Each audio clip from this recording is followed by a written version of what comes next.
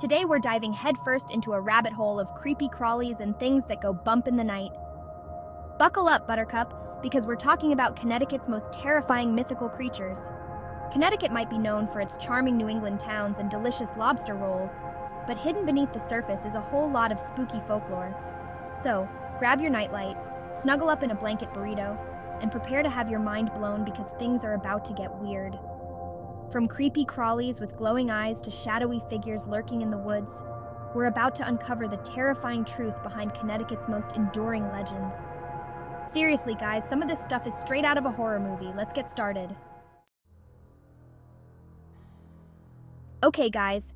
First up on our creepy creature crawl are the Melon Heads. Picture this. It's a dark and stormy night in the woods of southwestern Connecticut. You're lost, alone, and you swear you hear something rustling in the bushes. Suddenly, a pair of glowing eyes pierce through the darkness. Standing before you is a creature with a grotesquely oversized head, its bulbous, veiny skull practically glowing under the pale moonlight. It's the Melon Heads. Legend has it that these creepy creatures are the result of some seriously messed up experiments gone wrong at an abandoned asylum. Some say they're the descendants of escaped patients, driven mad by their inhumane treatment. Others whisper about secret government experiments and genetic mutations. Whatever the truth may be, one thing's for sure. You do not want to run into these guys in a dark alley, or a dark forest, or like anywhere really. They're said to be incredibly aggressive, prone to fits of violent rage, and their bulbous heads aren't just for show. Rumor has it that melon heads are crazy strong with a taste for, well, let's just say you don't want to be on their menu. So the next time you find yourself wandering through the woods of southwestern Connecticut, keep your wits about you and your eyes peeled. All right, folks, we're moving on to a legend that's darker than my ex's heart, the Black Dog of Hanging Hills. This isn't your friendly neighborhood Labrador retriever, no sir.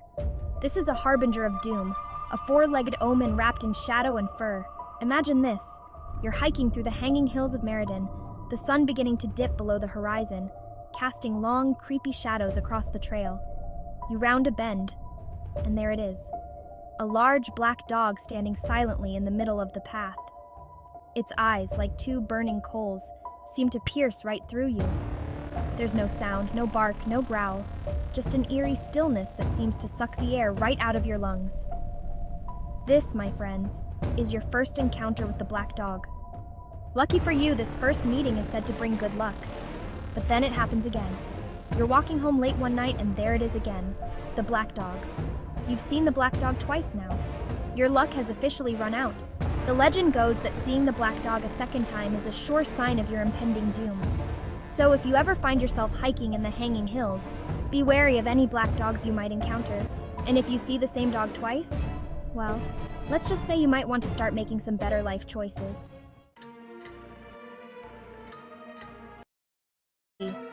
The Winsted Wildman. Okay, folks, hold on to your hats because things are about to get hairy.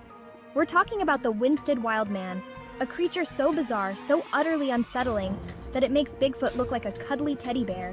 Imagine a being ripped straight from your nightmares, a grotesque fusion of man and beast, covered in matted fur, and sporting a grimace that could curdle milk. Yeah, that's the Winsted Wildman in a nutshell. The Wildman is said to roam the dense forests around Winsted, a hulking figure with the strength of a bear and the chilling gaze of something utterly inhuman. Some say it's an escaped experiment, a failed attempt at creating a super soldier.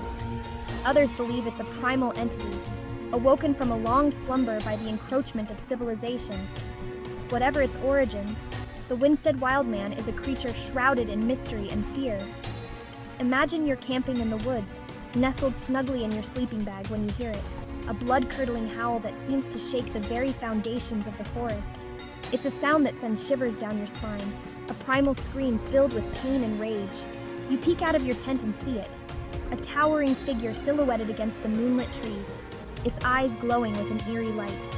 The Wildman is often described as being ape-like in appearance, with long, powerful arms and a thick coat of dark fur. But what sets it apart from your average Bigfoot sighting is its face. Witnesses describe a human-like visage, twisted into a permanent expression of anguish and fury. So if you ever find yourself trekking through the woods of Winsted, keep your ears open and your guard up. The Winsted Wildman is out there and it's not afraid to let you know it. The Devil's Hopyard Demon. Alright guys, buckle up because we're about to enter the Devil's Hopyard, and trust me, this ain't no picnic basket and gingham blanket kind of place. We're talking about the Devil's Hopyard Demon, a creature so sinister, so utterly evil, that it makes your average demon look like a choir boy. Imagine this. You're lost in the woods, the sun sinking below the horizon, casting long, eerie shadows that seem to writhe and twist like living things. The air grows heavy, thick with the smell of sulfur and something ancient and malevolent. You hear a twig snap behind you, and when you turn around, there it is. A towering figure wreathed in shadow, its eyes burning like hot coals in the gathering darkness. This, my friends, is the Devil's Hopyard Demon.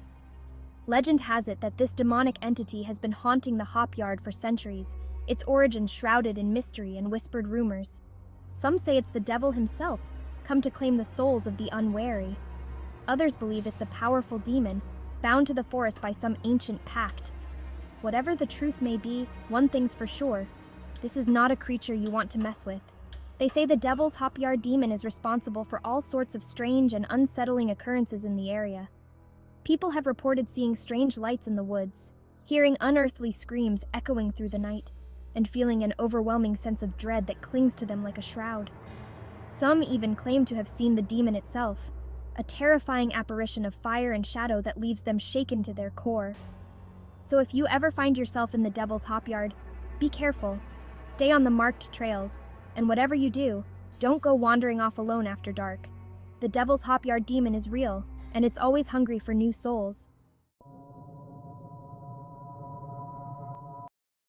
The Glawackus.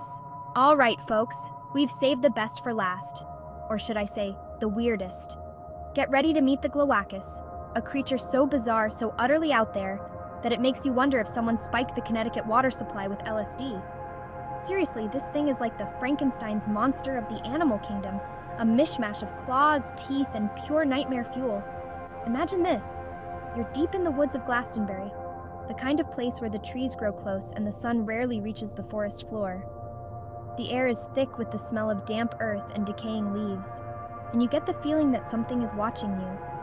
You hear a low growl, a deep rumbling sound that seems to vibrate in your chest, and then you see it, a creature unlike anything you've ever seen before. It's big, maybe the size of a bear, but with the sleek, muscular body of a panther. Its fur is a patchwork of colors, black, brown, and even stripes of orange. But it's the head that really gets you, a grotesque combination of lion and bear, with glowing red eyes that seem to pierce right through you. This, my friends, is the Glawackus. Legend has it that the Glawackus is a creature of pure chaos, a being that exists outside the natural order of things. Some say it's the result of an ancient curse, a punishment for some long-forgotten sin. Others believe it's a creature from another dimension, accidentally crossing over into our world. Whatever the truth may be, one thing's for sure, the Glawackus is not a creature you want to meet in a dark alley, or a dark forest, or anywhere really. So if you ever find yourself in the woods of Glastonbury, be careful. Keep your eyes peeled and your ears open. And there you have it, folks. 5 of Connecticut's most terrifying mythical creatures. So the next time you're feeling brave and want to explore the great outdoors, just remember these spooky tales. You never know what might be lurking in the shadows, or behind that tree, or under your bed. Okay, I'm getting creeped out just thinking about it. What did you guys think of the list? Did I miss any of your favorite Connecticut cryptids? Let me know in the comments below, but be warned, sharing your spooky stories might just summon one of these creatures right to your doorstep. As always, thanks for watching, stay spooky, and don't forget to like and subscribe for more creepy content.